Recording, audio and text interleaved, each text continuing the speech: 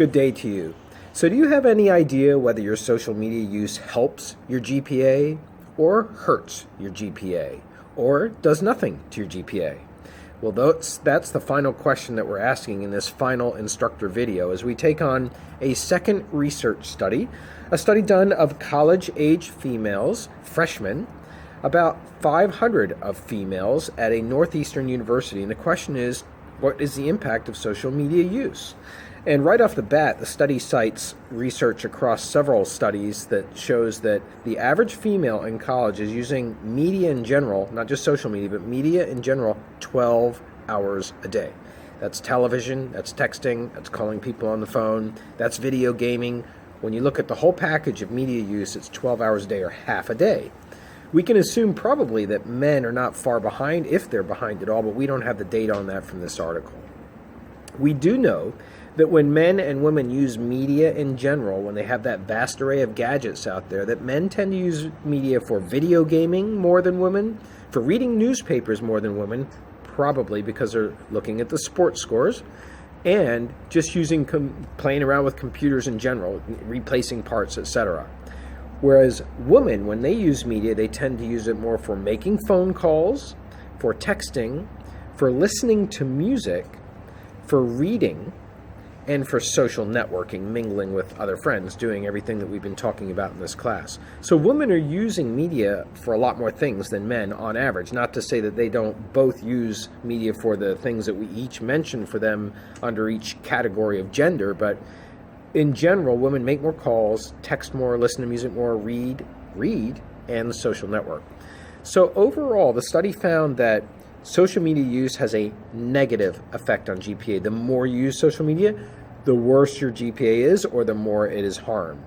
However, the study suggests that there are two things that you can do if you're a big social media user to actually mitigate the decrease in your GPA. If you know that word mitigate means guard against it.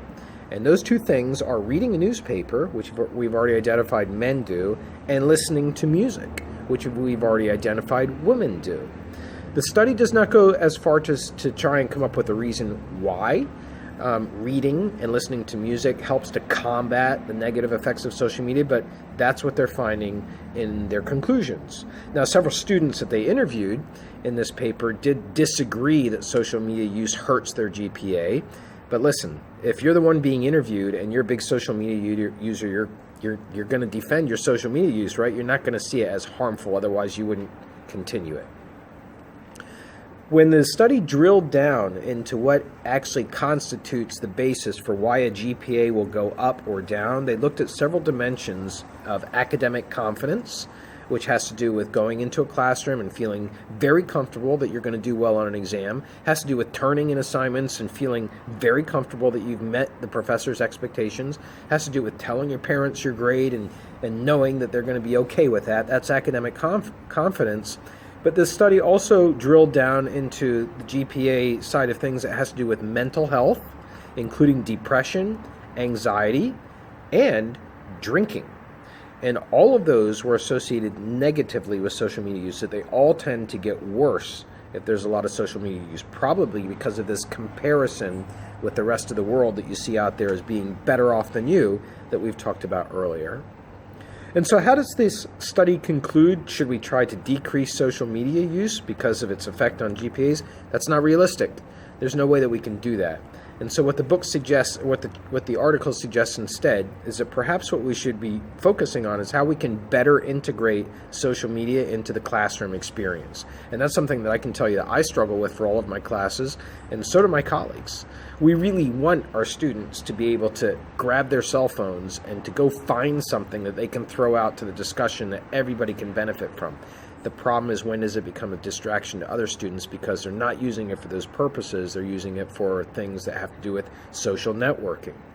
Nevertheless, it's obviously going to be a tool of the future. We just have to figure out the right balance for it in the classroom. And so it's a short one, but it's our final instructor video for this class, and I wish you a great day.